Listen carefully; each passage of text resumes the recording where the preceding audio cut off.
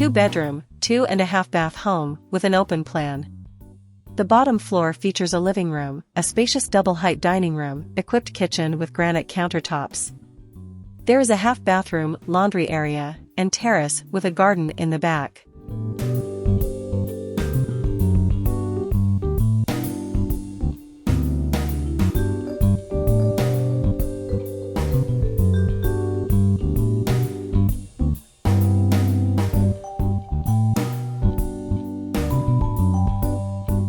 On the second floor, you will find the master bedroom with a walk-in closet.